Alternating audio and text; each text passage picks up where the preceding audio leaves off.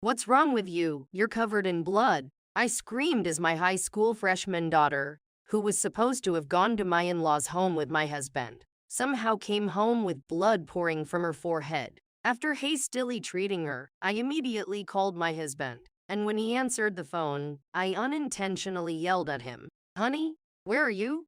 I told you I was on a business trip, didn't I?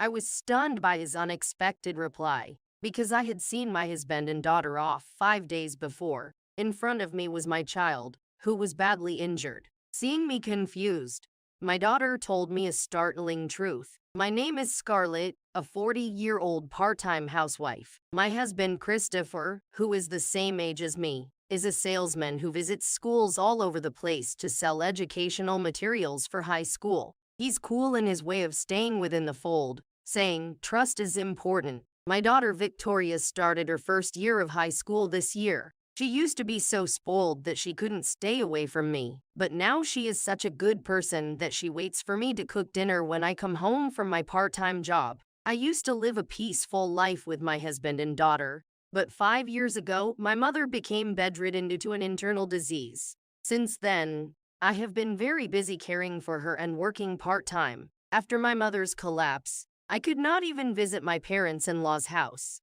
I thought that I should at least visit them for Christmas holidays, but I could not do so. But then my husband said to me, "You don't have to do that. You're lucky you have an understanding husband."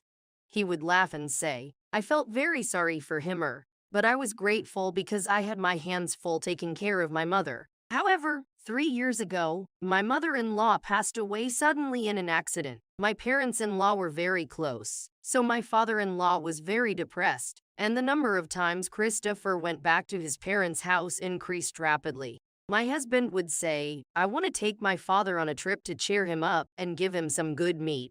And every time he went back home, his expenses increased to $300, $500, and so on. However, as someone who only took care of my own parent and never went home to my in-laws, I could not complain about money. Then one day, my husband mentioned to me, as he always does, about the cost of returning home. Next time I go back to my house, I need $1,000.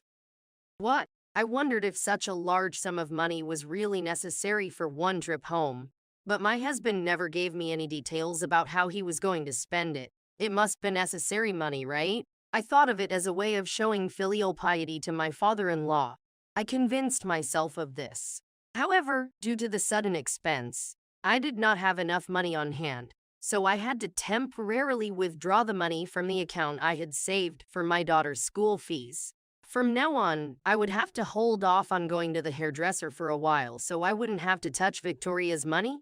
From there, I worked hard to save and gradually put money back into my daughter's account. As I spent those days, Victoria's entrance examinations were successfully completed. When I was taking a break, my father-in-law said, "I want to see my grandchild for the first time in a long time." All right, I'll take Victoria and my father to eat the crab.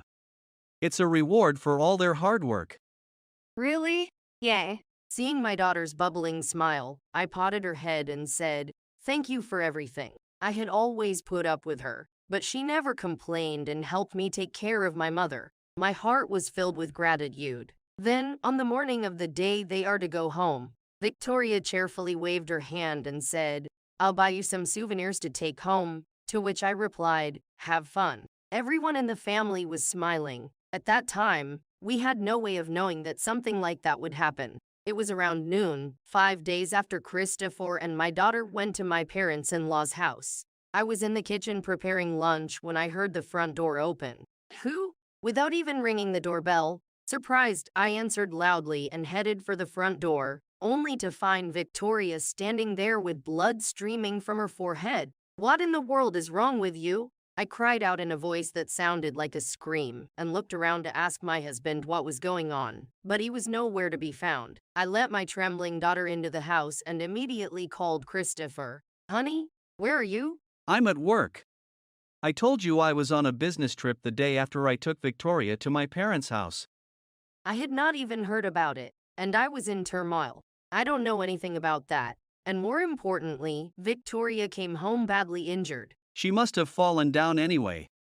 Don't take a girl of her age seriously, for she exaggerates. See you.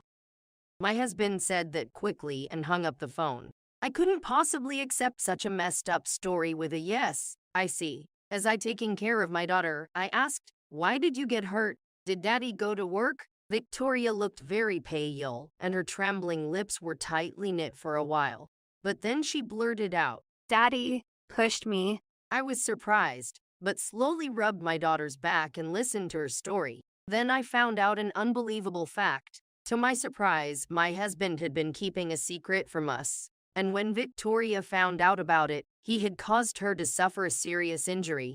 And that was not all. He threatened Victoria, who was bleeding, saying, "If you tell anyone about this, next time, you won't be able to get away with this." Then my father-in-law came home from out of town, and while my husband flinched, my daughter ran away from the in-laws' house. Fortunately, Victoria had some money and was able to ride the train alone, but I can only imagine how anxious she must have been while hiding her injuries on the way back here. I would never allow anyone to hurt my sweet Victoria. I was so angry at my husband for raising his hand against my daughter, as well as at the contents of the secret he had kept from me, that I vowed revenge. After hearing all of Christopher's evil deeds, I immediately picked up my phone to call my father-in-law and was surprised. There was enormous incoming calls from my father-in-law. "Oh, excuse me, father-in-law. I was cooking and didn't notice your call." No, it's okay. I heard that Victoria had to go home for an urgent matter, but did she arrive there safely? That's what I was worried about, that's why I called you so many times.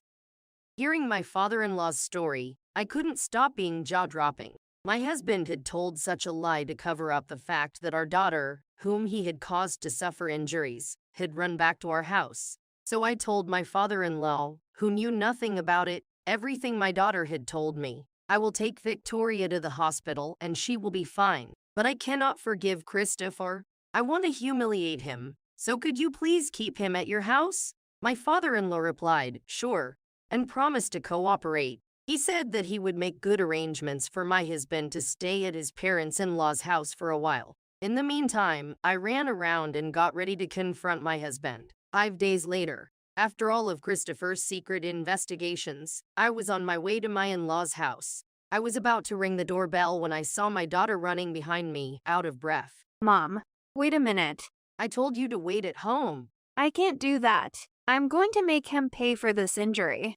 I knew I couldn't let Victoria see her parents fighting, so I planned to go to my parents-in-law's house alone. However, it seems that my daughter has no intention of staying quiet. I think I have the right to speak up. Victoria would not budge an inch. Although I was not too keen on the idea, I accepted my daughter's anger and decided to fight with him. I was greeted by my father-in-law, who already knew about the plan, and when I entered the living room, I found my husband, who apparently just woke up, watching TV in his pajamas, even though it was noon. "Oh, I thought you were on a business trip." Christopher jumped up, startled by the sudden sound of my voice. I was supposed to be there, but I suddenly didn't have to go. My husband began to make some kind of painful excuse. "I don't care about that. I'd rather you tell me about Victoria's injury." Ah, so stupid. She fell down the stairs and hit her forehead. I was about to yell at my husband, who was trying to play dumb to no end, but it was my father-in-law who spoke up first. Enough. I know that Victoria's injuries are your fault. My daughter also said, "Yes, yes."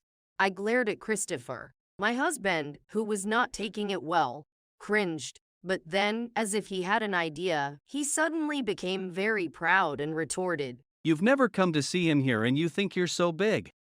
I've been doing my share of filial piety for you.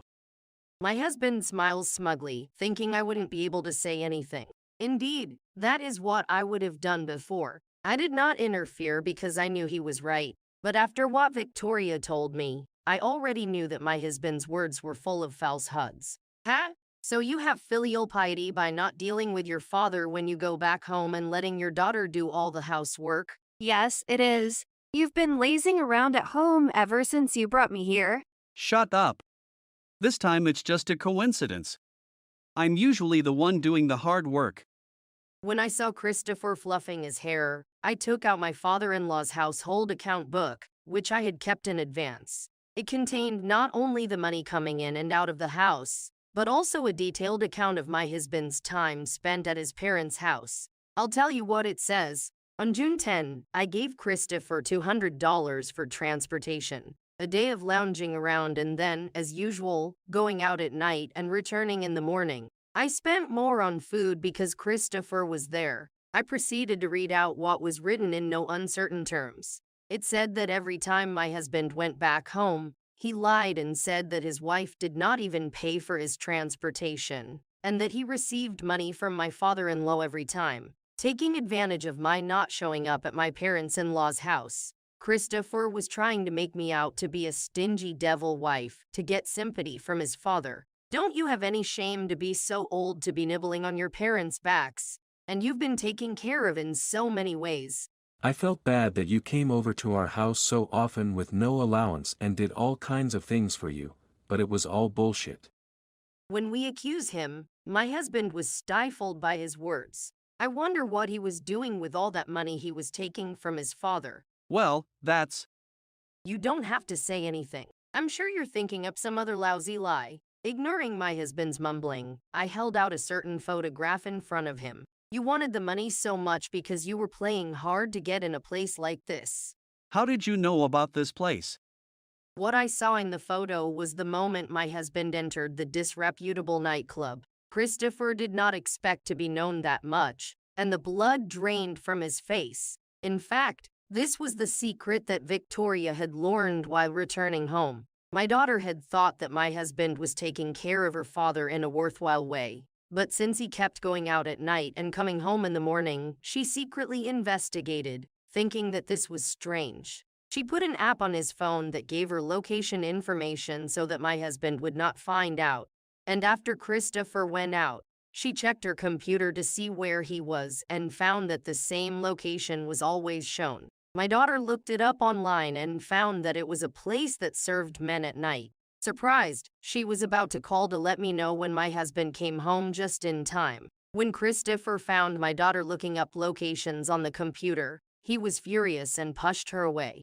Victoria hit her head on the corner of the dresser and bled. You know the rest. After hearing my daughter's story, I left my mother in the care of a professional caregiver for a few days and staked out the location to try to get evidence of my husband's waiting of money and took photos of him going in and out of the location. You have no idea how shocked I was when I saw my husband enter the location with a light step. I had used the money from our account for Victoria's school fees to pay for this trip home, albeit temporarily, and now you was spending it on something like this. Dad, you're the worst. My husband, perhaps uncomfortable at having the solid evidence of the photos produced, murmured in a small voice, "This is normal for a man," and looked up and asked my father-in-law for his consent. What are you talking about? You're a man who has to spend money on his children's school fees and spend the night on the town. I'm tired from work too. It's as good as a diversion. My daughter, who was so disgusted with my husband's open and honest attitude. Mom, do you know what kind of location that is? What? No, I just took a photos of it and left right away. I knew it was something like that. Here you go. My daughter then laid out on the table a number of sheets of paper printed from the website. My father-in-law and I looked through them, and to our surprise, the outfits worn by the girls in the location were school uniforms. All of them seemed to be adults, but it was a location that served them in such costumes. Huh? I can't believe I let my daughter, at her age, see such a world. I was filled with apologies, but my daughter was nonplussed. Daddy loves this stuff. It's disgusting. As she held the paper up to my husband, she shuddered as if to say she had a chill. You don't have to say that. If the schools you do business with knew about your love of school uniforms, it would be a big problem, wouldn't it? I don't think the company you work for, which sells educational materials to schools, would continue to employ someone with such a taste. I gave him a cold stare, and he turned pale. Oh, yes. I quickly took out my husband's schedule book. He had left it in his business bag, so I was able to find it without difficulty. I looked at it and saw all the schools you are in and out of right now. Maybe I should contact this business partner about your wonderful taste. I'm sorry, I can't let you do that. I'm sorry. I overreacted. I'll change my mind from now on. He must have thought he couldn't get away with it. He began to shake and sat down on the floor. He bowed his head and apologized. But there was no way he could be forgiven for repeatedly going to the location and spending money over the years, and even injuring my daughter. Who would believe the words of a liar? I have consulted a lawyer and am ready for a divorce. I'm ready to make you pay alimony and all the money you've spent on your lavish spending. I'm done with you. Oh, no. My husband tried to hang on to Victoria, but she said, "Oh no, that's disgusting." She quickly dodged away from him, and finally he cried out, "F." We watched his pathetic appearance coldly. Soon after, the divorce was finalized, and the husband was sued for the $15,000 he had wasted so far, plus $30,000 in alimony. Then, wherever it leaked from, the company found out about that shop going, and Christopher was fired. My father-in-law also cut him off, and now he lives alone in a shabby house. He is working a day job to make ends meet, but he is unable to pay his alimony, so he ends up borrowing money from a shady business and living in fear of debt collectors. On the other hand, I have more time for myself after the divorce. With the help of my daughter, my mother's condition quickly recovered and she no longer needed care. Now the three of us women are living a happy and harmonious life together.